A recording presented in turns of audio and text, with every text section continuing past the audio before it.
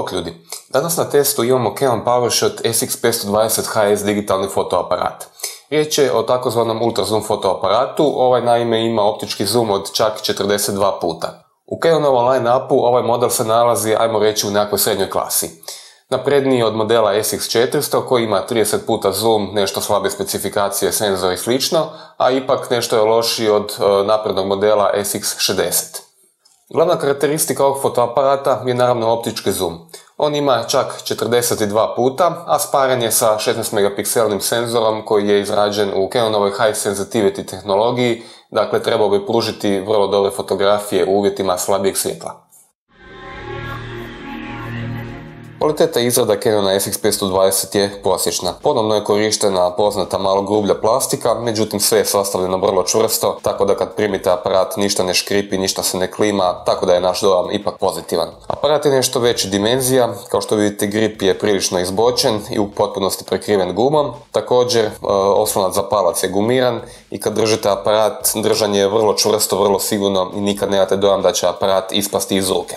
Na pozadini možete vidjeti 3-inčni LCD zaslon sa 460.000 točkica. Kvaliteta prikaza je sasvim solidna, iako je danas ima i boljih zaslona, međutim ne u ovom cjenovnom rangu. Kutevi gledanja ovog zaslona su prilično dobri sa strane i odozgora, međutim odozdola u potpunosti gubi vidljivost, tako da ipak ima prostora za poboljšanje.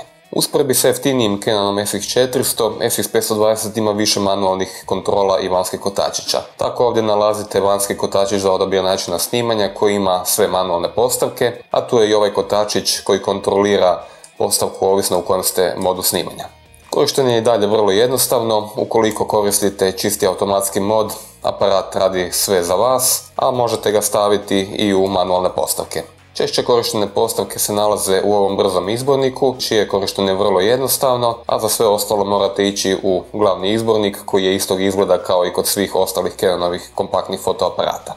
Na desnoj strani možete vidjeti HDMI izlaz te USB konektor za spajanje na računalo, a na donjoj strani nalaze se metalni navoj za tripod te pretinac baterije i memorske kartice. Litijumska baterija se puni u vanjskom priloženom punjaču, a traje otprilike 200 fotografija.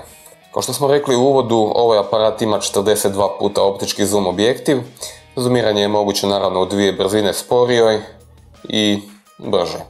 Objektiv ima ugrađenu optičku stabilizaciju koja radi savršeno čak i na maksimalnom zoomu, a iza objektiva se nalazi 16 megapikselni senzor koji koristi Canonovu High Sensitivity tehnologiju. Riječ je o tome da taj senzor daje nešto kvalitetnije fotografije u uvjetima slabijeg svjetla nego što bi to mogli tradicionalni CCD senzori. U praksi se pokazalo da se mogu snimiti upotrebljive fotografije i po mraku, međutim naš savjet je da ipak kupite nekakav SLR ili mirrorless ukoliko često snimate u mraku, jer SX520 je ipak ograničen veličinom svog senzora koji je samo nekoliko milimetara. SX520 snima naravno i video i ponuđena je maksimalna rezolucija od Full HD, dakle 1920x1080 piksela, a ugrađen je i stereo mikrofon. Nažalost nema mogućnosti spajanja vanjskog malo boljeg mikrofona. Pri dnevnim uvjetima kvaliteta fotografija je sasvim solidna. Čak i na potpuno automatskom modu snimanja SX520 je snimio vrlo dobre fotografije, ujednačenih i realnih boja, a one se mogu dodatno popraviti podešavanjem boja, kontrasta i sličnih postavki u aparatu.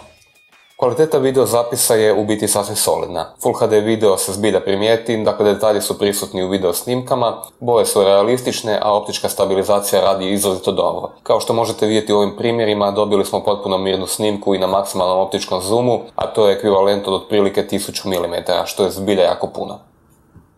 To bi bilo sve od mene u ovom videu. Ja svakako pozivam da se pretplatite na naš kanal i pratite nas i dalje i naravno na našem sajtu Usporedi.hr pročitate detaljni test ovog fotoaparata i pogledajte primjere fotografija kakve on snima. Hvala na gledanju.